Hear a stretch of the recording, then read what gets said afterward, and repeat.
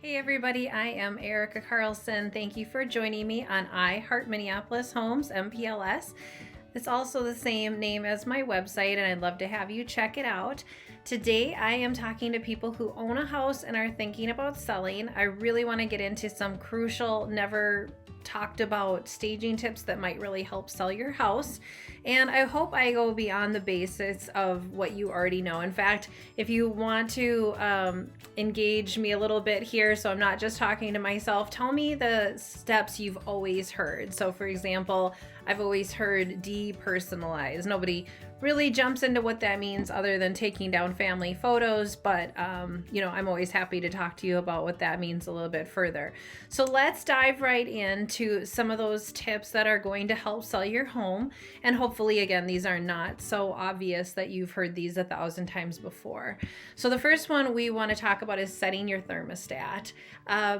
Some of us like to be on the more economical side, and so we keep the heat low in the winter and we turn down the AC in the summer. But when you're selling a house, you have to remember what the process is for the real estate agent with the buyer, right? We're opening the lock, they're standing outside, and so if it's a summer day, they might be getting super hot or super cold, waiting for that key to be opened. And so we want, when they come in, I suppose we want them to be comfortable and more than comfortable. So if it's a really cold day, we want that heat cranked up. And if it's really hot outside, we want it to be cool.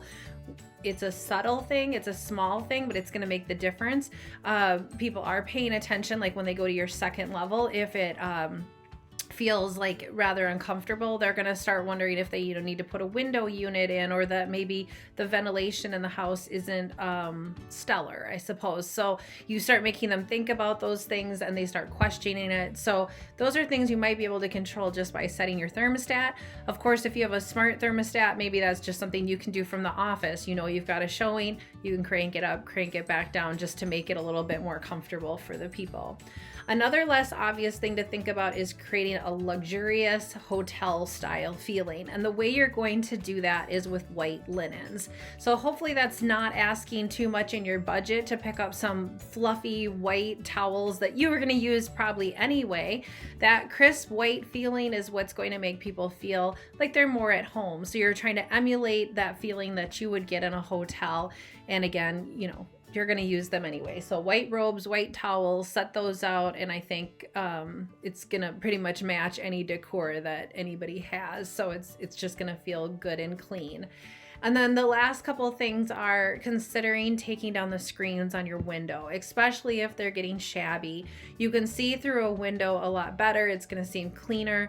Unless you're just like a heavy window opener, you can probably take them down, especially in the winter months. Put them in the garage, put them in the attic.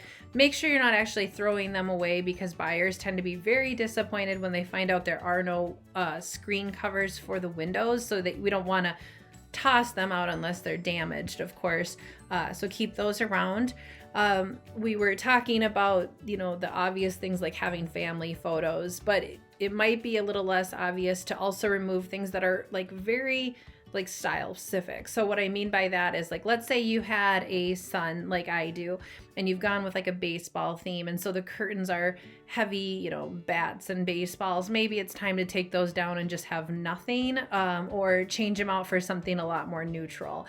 These little things are going to matter. Also, anything with a heavy plaid, heavy floral is definitely not going to be everybody's aesthetic. And so trying to appeal to the mass audience is what you're trying to achieve.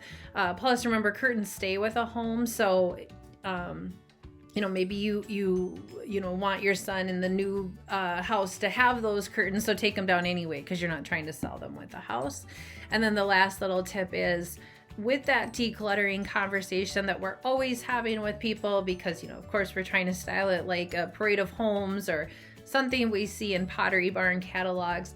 Think about anything smaller than a tennis ball going away. So kids' toys, maybe like Xbox chargers, other small things.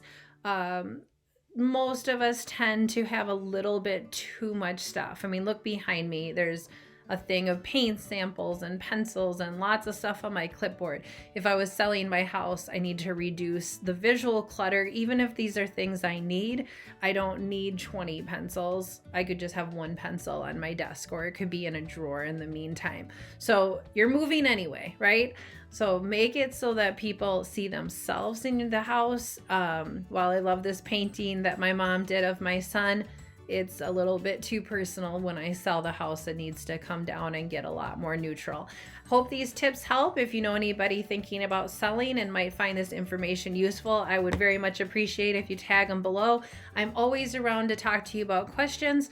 If you hire me to be your real estate agent, I will bring in a staging consultant free of charge to you, so that they can go through your house and go through these details with you one-to-one, so that you're getting your house ready to sell for top dollar. Please let me know if there's anything I can do for you. I hope you do well. Talk to you later.